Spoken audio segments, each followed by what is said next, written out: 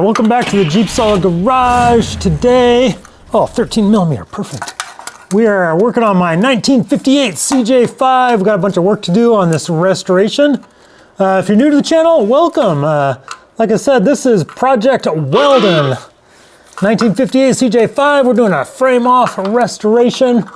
Right now, I'm just making sure all these oil pan bolts are loose. I'll get my electric ratchet on here and buzz these all the way out. One thing I appreciate about this oil pan, it's got this bottom plate on it. It's like reinforced, which is super nice. Guess they just stopped doing that on newer designs.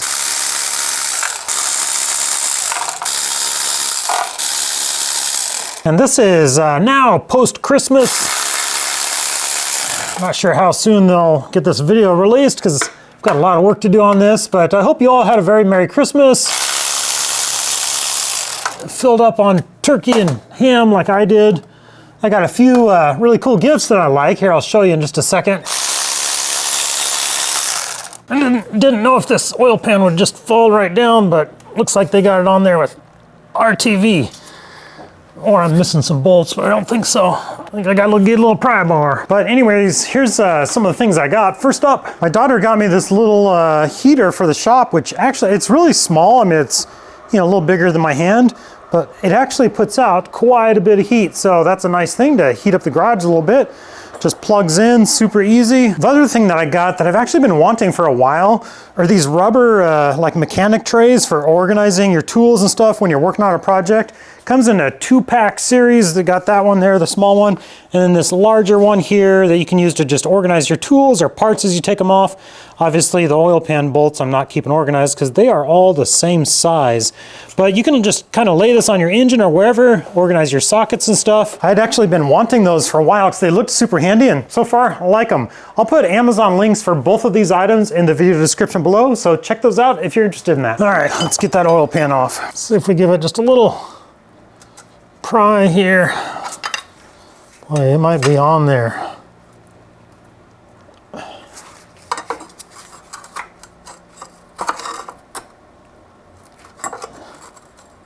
Yeah, it's gonna take more than just a little pry. Just a little putty knife here. I'm gonna go around the edge of the oil pan here. Just kind of gently break the RTV loose here.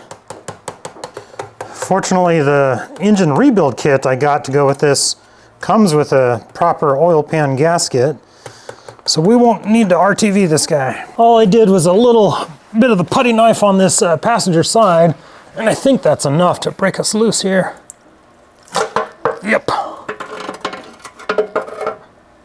little bit of remnant oil left over. Is this oil pickup? Yeah. But it's just flopping there. I've never seen one that loose. Makes me worried that it sucks air at the joint there. We'll take a look at that. But I guess that joint is actually down low enough. It wouldn't be sucking air. It'd still be sucking oil.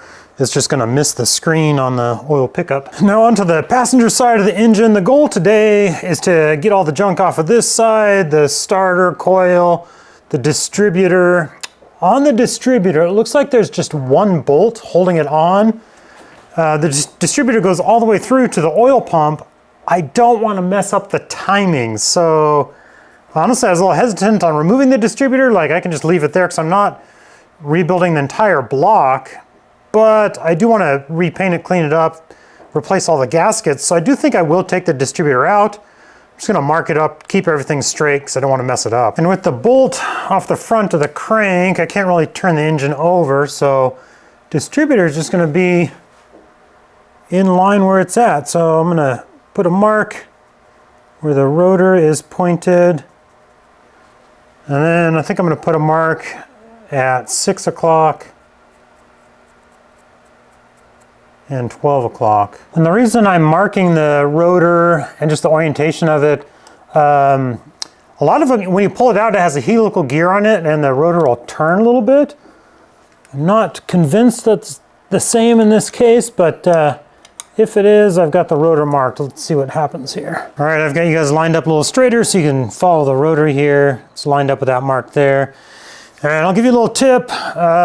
Don't use a claw hammer to remove your distributor, but I think they've got this RTV'd in as well.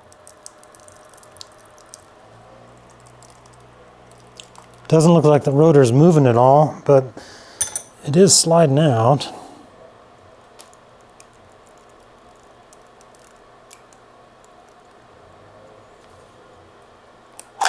There we go. Boy, that was just stuck in there.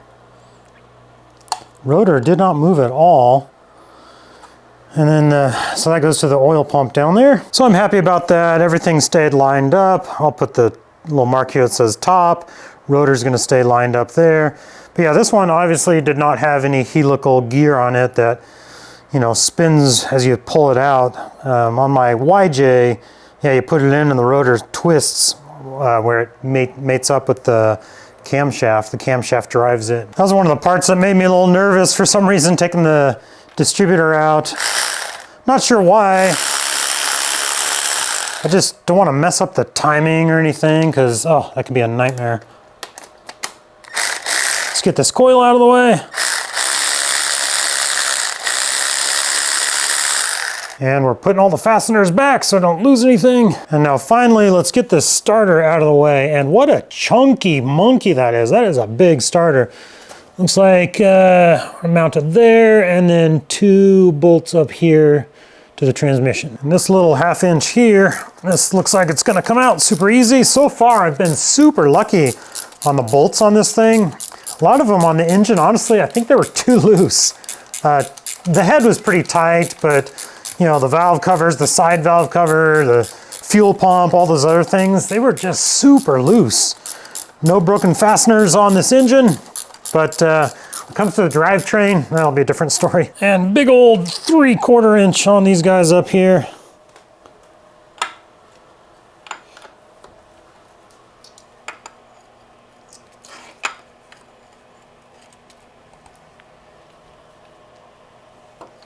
See how I moved my fingers out of the way there with that frame there? You know what that is? That's experience. Or actually learning the hard way.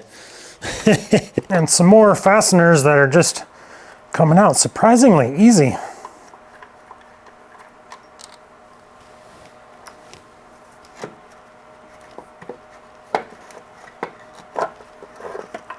There we go, big old starter, dang. All right, now this oil fill tube, dipstick, does it just slide out? It is super greasy, that's for sure. I'm not sure if it's moving.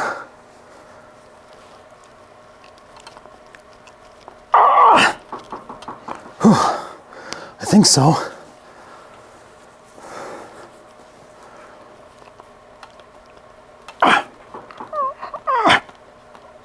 Oh boy. Not 100% sure though, but I think we're making progress there.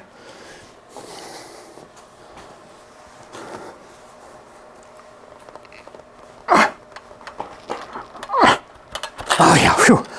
Oh, that was in there. That is awesome. A lot of progress here. So next, clean this up and start some repainting. And this side as well, just tons of oil and grease around here. I don't want to bore you guys with that. I'm going to spray it down periodically, come out and scrub it with some brushes, just kind of clean it up. So next scene, hopefully this will be nice and clean and maybe painted. We'll see.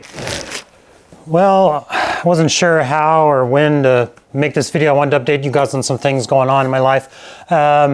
This video started out really cool. We're working on that Jeep. I was supposed to have a neat transition to the nice clean engine. But then I got news, my dad died last week. I know I covered in a previous video where he wasn't doing great. He was showing his age. I talked about that. So last week I got a call that from his retirement center that he was found down in his room, brought to the hospital. There was a lot of really hard things in there, but also a lot of blessings, things I'm thankful for. It was really quick. We were able to be with him at the hospital, which is a blessing. He was surrounded by family. That's amazing. But then his injury, it was so devastating that it wasn't put upon us to make a decision of what do we do. It was a definitive, this is not survivable. I don't know, some of you might know, I do work in healthcare, and a lot of times families, I see that where they're faced with making a decision of their loved one, what they want in their final days. And I knew my dad, he wanted to live independently. If he couldn't have that, then, you know, let him go. But we didn't even have to make that decision. So, I don't know, I guess there's a few messages I have. One is, yeah, like, it's a hard, awkward conversation, but talk to your family about, you know, what you would want and what that realistically looks like. Sometimes family don't realize what, you know, long-term care or, you know, being on life support or these different things, what it actually looks like. The other message, I guess, is, you know, I remember the last time walking out of my dad's apartment and just saying bye. So, so I guess, you know, I'd say reach out to that family member that, you know, you're planning on having dinner with, or that friend you hadn't called in a long time. Give them a call, you know, because you don't know when it's going to be your last time. Fortunately, my dad was local, so I was able to spend quite a bit of time with him lately because he needed help. But I remember the last time I had lunch with him, and I'll cherish that. So, you know, from my community, for you out there, yeah, I'd say, yeah, reach out to that person. Like, do that thing. Don't put it off, because you don't know when it's going to be the last time. I'm gonna, you know, get back to making videos this next week or so. I've been off. I haven't posted anything in about 3 weeks because of lots going on, going through his estate, dealing with the legalities, the paperwork, all that kind of stuff. But so I have taken a break for a bit here.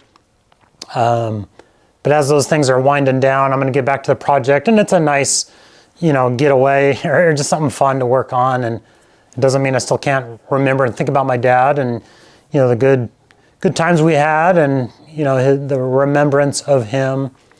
But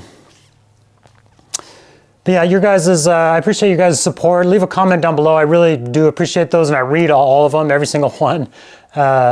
So yeah, just wanted to update you guys at where I've been, what's been going on, and thank you guys for your support. I really appreciate it. We'll see you in the next video.